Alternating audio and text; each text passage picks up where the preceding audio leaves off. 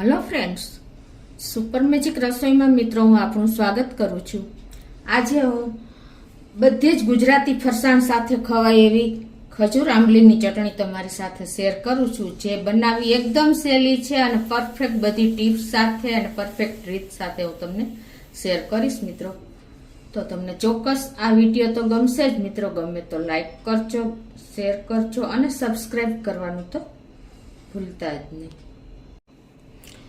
તો હવે ચટણીના ઇન્ગ્રેડિયન્ટમાં મેં 1 કપ ખજૂર લીધો છે, જે સીડલેસ ખજૂર છે, અને અડધો કપ આપણે આંબલી લીધી છે, અને એની સામે મેં પોણો કપ ગોળ લીધો છે. અને મસાલા રૂટીનમાં જોઈએ તો લાલ મરચું છે, ધાણા જીરું છે, હિંગ છે, અને ખાંડ દળેલી છે, સ્વીટ પાવડર છે, સંચર પાવડર છે, અને મીઠું છે. આટલા ઇન્ગ્રેડિયન્ટ લેશું તો બનાવવાનું ચાલુ કરીએ. તો પહેલા તો આપણે જે આ ખજૂર જે છે ને એને આપણે 2 થી 3 પાણીએ ધોઈ લેવાનું.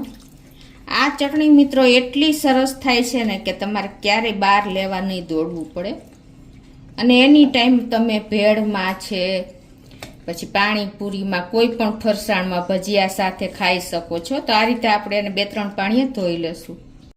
તો આ ખજૂરને આપણે ધોઈ લીધો છે ને એને આપણે હવે કુકરમાં નાખી દેશું. અને એ જ રીતે આપણે જે અડધો કપ આંબલી લીધી છે ને એને પણ આપણે 2-3 પાણીએ ધોઈ લેશું. અને એમાં જે આપણે સીડ્સ હોય છે ને ચાંબીલા આવા, એ આપણે કાઢી લેવાના છે. નહીતર શું થશે કે આપણે બ્લેન્ડ કરશું ને ત્યારે આપણું બ્લેન્ડર કે મિક્સરની જાર તૂટી જશે. જો આ રીતના આપણા આંબીલા હોય ને એને કાઢી લેવાના અને 2-3 પાણીએ ધોઈ નાખીએ.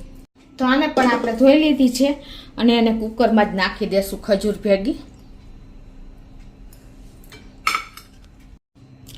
તો હવે આપણે 1 કપ ખજૂર, એને અડધો કપ આપણે આંબલી, અને એની સામે આપણે પોણો કપ ગોળ લેવાનો છે. એને પણ આપણે કુકરમાં જ નાખી દેશું. અને આમાં આપણે આ બધું ડૂબે એટલું અંદાજે 1.5 કપ જેટલું પાણી નાખશું.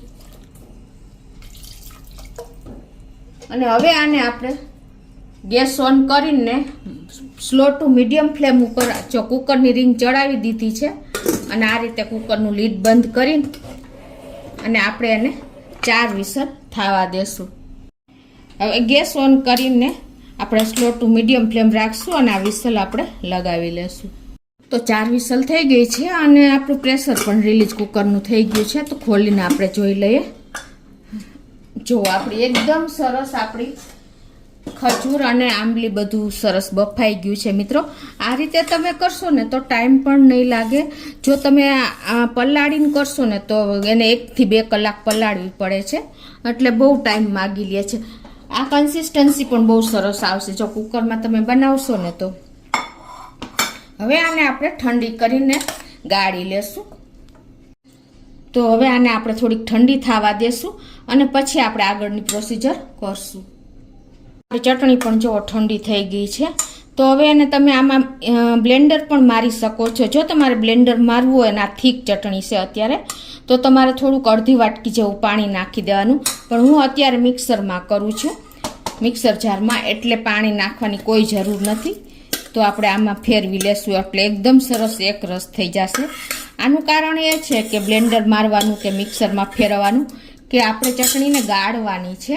જો કાંઈ પણ રેસા હશે ને તો સરસ એકદમ સરસ બ્લેન્ડ થઈ જાય ચટણી આપણી. તો આ રીતે જો આપણે બ્લેન્ડ કરી લીધી છે. આપણે ઠંડી થયા પછી જ આ પ્રોસિજર કરવાની છે, નહીતર જો આપણે મિક્સર જારમાં ઉલછળશે, એટલે ખાસ તમે નોટ કરજો. હવે આને આપણે ગાળી લેશું એટલે એકદમ સરસ જે રેસા હશે ને એ બહાર આવી જશે. આ રીતે જ કાણાવાળું વાસણ, કાંઈ પણ જારો કે સૂપનો જારો, કાંઈ પણ તમારે લઈ લેવાનું છે. અને આ રીતે આપણે હલાવતા એને સરસ ગાળી લેશું. તો આ રીતે જો આટલા રેસા નીકળ્યા છે મિત્રો, તમે જોઈ શકો છો. અને હવે આમાં આપણે એકદમ થીક ચટણી થઈ છે. જો નીચેથી આપણે આ રીતે લઈ લેવાનું અને જોઈએ એવી કન્સિસ્ટન્સી આપણે આવી ગઈ છે. હજી તમે આમાં થોડુંક અડધો કપ જેટલું પાણી નાખશો ને એટલે એકદમ ક્લીન રેસા થઈ જશે. આ હું મિક્સર ધોઈને જ નાખી દઉં છું.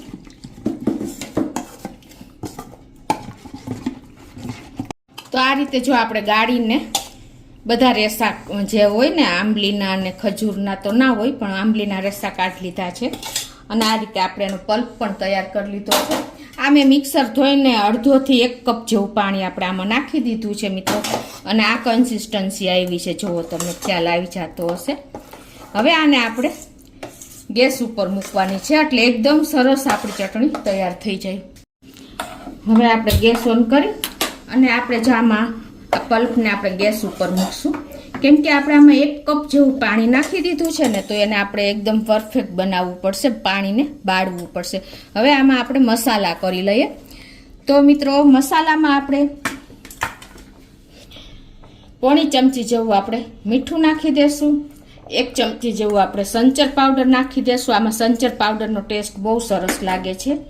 અને 1/4 ટીસ્પૂન જેવું આપણે સ્વીટ પાવડર નાખી દેશું. મિત્રો સ્વીટ પાવડર નાખજો, એકદમ અલગ જ ટેસ્ટ આવશે, તમને બહારની ચટણી જેવો ટેસ્ટ લાગશે.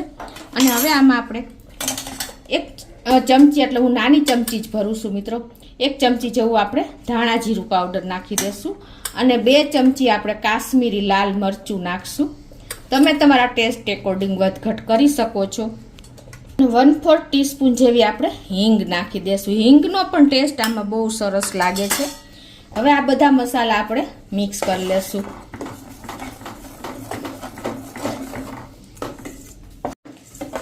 અને મિત્રો એમાં આપણે હવે આ 2 ચમચી જેવી દળેલી ખાંડ નાખી દેશું. મિત્રો ખાંડ નાખવી જરૂરી છે, કેમ કે ખાંડને હિસાબે આપણે ટેસ્ટ પણ એકદમ સરસ આવશે અને થિકનેસ પણ આવશે. ધાણા જીરું છે એનાથી પણ ટેસ્ટ સરસ આવશે અને આપણી ચટણીની થિકનેસ પણ વધારી દેશે.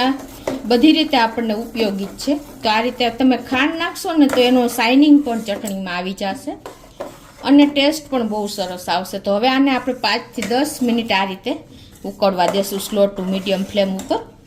તો જો આપણે બબલ્સ આવી ગયા છે અને 5 થી 10 મિનિટ જેવું થઈ ગયું છે. જો એકદમ સરસ આપણી ચટણીની કન્સિસ્ટન્સી આવી ગઈ છે. આવી પાણી પણ બધું બળી ગયું ને, એટલે આ કન્સિસ્ટન્સી આવી ગઈ છે. તો હવે આપણે ગેસ બંધ કરી દેશું અને એને નીચે ઉતારીને ઠંડી થવા દેશું. તો જો આપણી ચટણી પણ ઠંડી થઈ ગઈ છે અને આ કન્સિસ્ટન્સી આવી ગઈ છે. ઠંડી થયા પછી પણ થીક જ થઈ જાય છે. જુઓ, હવે આ ચટણીને તમે 4 મહિના સુધી ફ્રીઝરમાં રાખીને સ્ટોર કરી શકો છો અને કોઈ પણ ગુજરાતી ફરસાણ સાથે, ગાંઠિયા, ભેળ, ભજીયા, કોઈ પણ સાથે તમે ખાઈ શકો છો.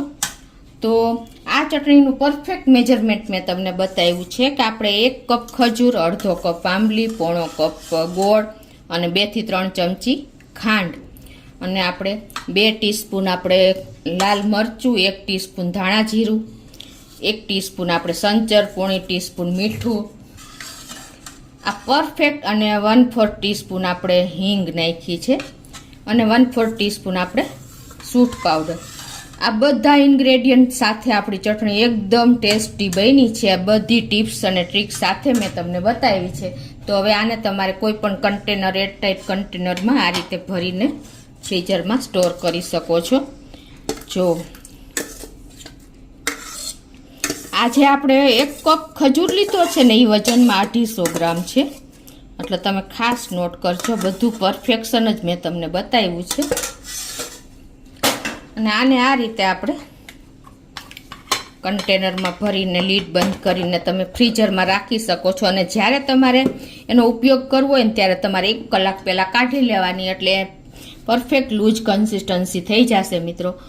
તો તમે ચોક્કસ આ વિડીયો ઉપયોગી થશે. ખજૂર આંબલીની ચટણીનો તમને ગમે તો લાઈક કરજો, શેર કરજો અને સબસ્ક્રાઈબ કરવાનું તો ભૂલતા જ નહીં.